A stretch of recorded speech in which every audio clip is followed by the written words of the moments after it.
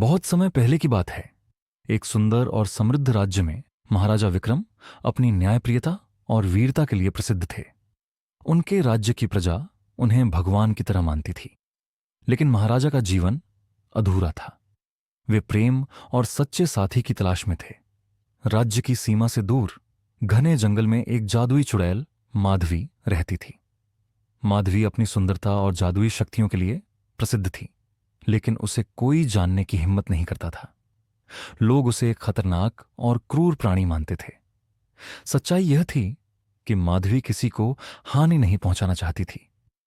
उसने जंगल में अकेले रहना चुना था, क्योंकि उसे इंसानों से ठुकराए जाने का डर था।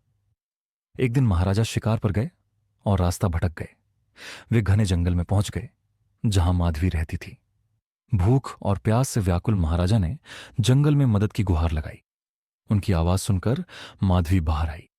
उसने पहली बार किसी इंसान को अपने घर के पास देखा था। माधवी ने महाराजा को पानी और भोजन दिया। महाराजा उसकी खूबसूरती और उसकी दयालुता से मंत्रमुग्ध हो गए। उन्होंने माधवी से पूछा, तुम इतनी सुंदर और नेक दिल हो, फिर लोग तुम्हें चुड़ैल क्यों कहते हैं? माधवी ने उदास स्वर में जवाब दिया, यह दुनिया दिखावे पर विश्वास करती है। मेरे पास जादुई शक्तियां हैं, इसीलिए लोग मुझसे डरते हैं। लेकिन मैं सिर्फ शांति से जीना चाहती हूं। महाराजा और माधवी के बीच बातचीत बढ़ती गई। महाराजा ने महसूस किया कि माधवी के दिल में कितनी अच्छाई है। उन्होंने उससे वादा किया कि वे उसके बारे में प्रजा की सोच बदल देंगे। माधवी ने भी महाराजा के साहस और करुणा की सराहना की। धीरे धीरे दोनों के बीच प्रेम अंकुरित होने लगा। जब महाराजा ने अपने दरबार में माधवी के बारे में बताया और उसे अपने साथ महल लाने की इच्छा जताई, तो दरबारियों और मंत्रियों ने इसका विरोध किया। उन्होंने कहा, महाराज, यह संभव नहीं है। वह एक चुड़ैल है। वह राज्य के लिए खतरा हो सकती है। महाराजा ने उत्तर दिया, माधवी ने मेरी जान बचाई है। वह दयालु है और निर्दोष है। मैं उसे अपनाने के लिए तैयार हूं।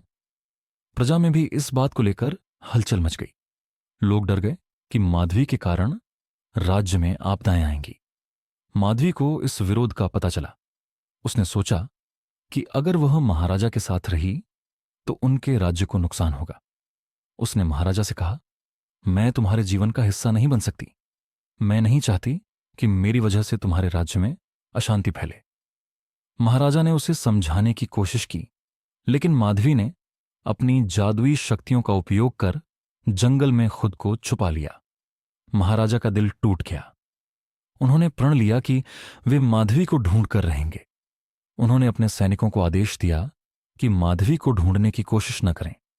वे खुद जंगल में गए और उसे खोजने लगे। रात दिन भटकते हुए महाराजा ने माधवी को एक झील के पास पाया। वे उसके सामने खड़े हो गए और बोले, तुम मुझसे भाग नहीं सकती माधवी। मेरा प्रेम तुम्हारी शक्तियों से बड़ा है। तुम्हारे साथ हर कठिनाई का सामना करने के लिए तैयार हूं।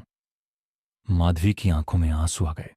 उसने पहली बार महसूस किया कि कोई उसे उसके जादू से परे उसकी सच्चाई के लिए चाहता है।